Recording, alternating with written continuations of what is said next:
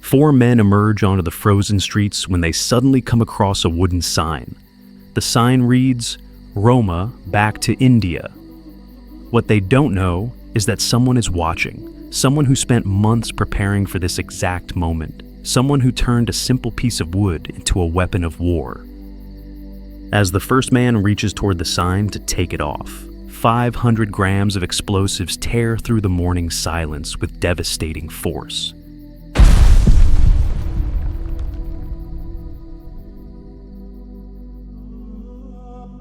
This isn't random violence. This is the calculated work of Austria's most wanted terrorist, Franz Fuchs.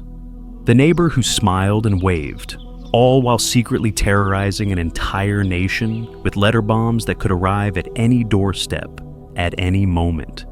This is the story of how one man's hatred terrorized an entire nation.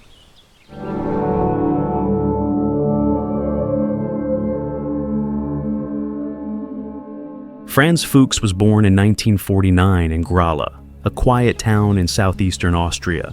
He grew up in an ordinary family, nothing that would suggest their son would become Austria's most wanted man. But from childhood, something was different about Franz. He was gifted in mathematics and physics, but socially, he was a disaster. Awkward, isolated, nursing grudges that would fester for decades. He was often bullied because of his dialect and criticized by his teachers.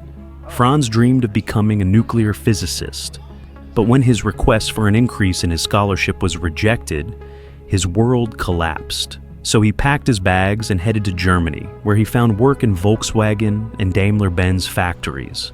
He saw himself as superior to others, a misunderstood genius trapped in a world that refused to see his worth, wasting his life with assembly line work. Day after day, year after year, his resentment grew.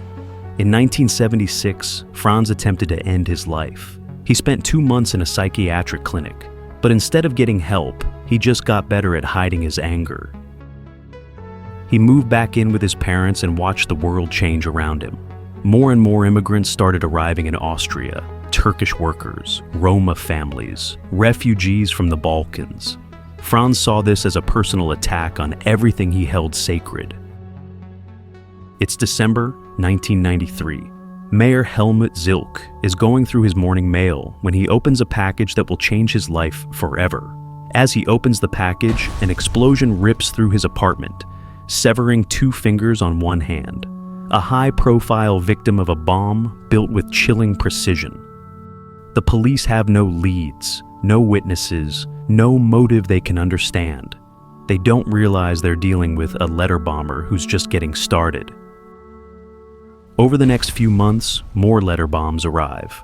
Priest August Janisch, who helped refugees, was injured opening an explosive package.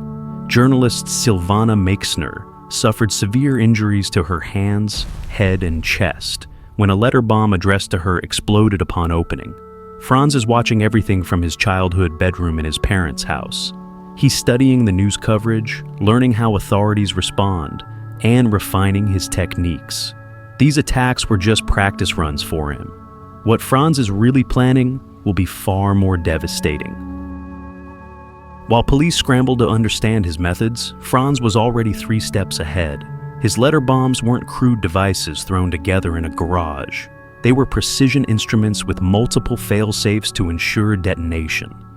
But Franz didn't just want to kill, he wanted to terrorize entire communities. Roma families across Austria began living in constant fear. Every package, every unexpected knock at the door could be their death sentence. And Franz was just getting started. On August 24th, 1994, police officer Theodor Kells receives a call about a suspicious pipe found at a bilingual school. When Kells arrives on the scene, the experienced bomb disposal expert carefully transports the device to the airport for an X-ray examination. But something about this pipe was strange. As Kells prepares to scan the device, suddenly out of nowhere, it detonates. The explosion rips both of his hands off at the wrists. Franz has built this bomb with a timer and a motion sensor. By now, Franz has spent months planning his most devastating attack yet. He's constructed a pipe bomb and hidden it beneath a wooden sign with a racist message. When someone tries to remove the sign, a tripwire will trigger 500 grams of explosives. Franz knows exactly what will happen. He knows that decent people will want to remove his hateful message. Sometime during the night of February 4th to 5th, 4 Roma men approach the sign. Among them are 2 grandsons of Michael Horvath, a Holocaust survivor who had lost his entire family in Nazi concentration camps and spent 6 years in Mauthausen. 50 years later, he would watch his grandsons murdered by another Austrian terrorist. When one of the men reaches for the sign, Franz's trap springs. The explosion kills all 4 men instantly. The victims were Peter Sarkozy, Joseph Simon, Anne Karl, and Erwin Horvath.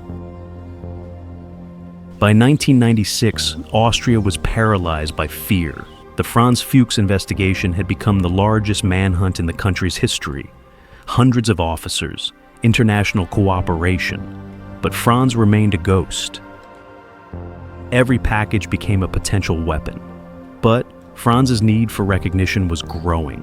He began writing letters to newspapers, explaining his ideology, claiming credit for his attacks. He called himself the Bavarian Liberation Army, pretending he was part of a larger movement. These letters were exactly what investigators needed. Franz's ego was finally giving them clues, but he was also escalating. More bombs, more targets, more terror.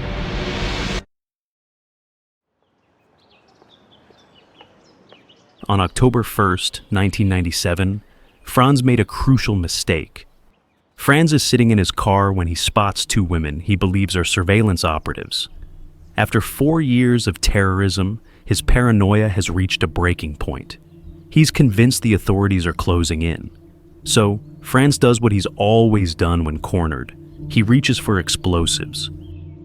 When police officers Arno Schreiner and Georg Schwartz approach what they think is a routine investigation, they have no idea they're about to confront Austria's most wanted man. As the officers near his vehicle, Franz panics and detonates an improvised explosive device he's been keeping in his car. He holds the bomb in his hands in an attempt to end his life. The blast severs both his hands at the wrists and wounds both officers. The man who terrorized an entire nation for 4 years is finally in custody. But even in defeat, Franz refuses to show remorse. During his trial, he's seen screaming until he's removed from the courtroom. In his twisted mind, he was a patriot saving Austria. Franz Fuchs was sentenced to life in prison on March 10, 1999. But on February 26, 2000, just months after his conviction, Franz took his life in his prison cell. His death raised numerous questions. How had a man with no hands under constant surveillance managed to end his own life? To this day, no one knows exactly how Franz did it. Investigators also never found the equipment needed to produce his explosives. His confession letters gave a deeper look into his deranged mind and worldview. Was Franz Fuchs working alone, or was there something more sinister behind Austria's deadliest terrorist? Franz operated in a society where xenophobia was treated as acceptable political discourse rather than a gateway to violence. Colleagues laughed at his racist jokes, and neighbors shared his complaints about foreign influence. The Franz Fuchs case highlights the deadly consequences of a radical ideology fueled by isolation and resentment. How do we build society strong enough to reject the hatred that creates monsters like him?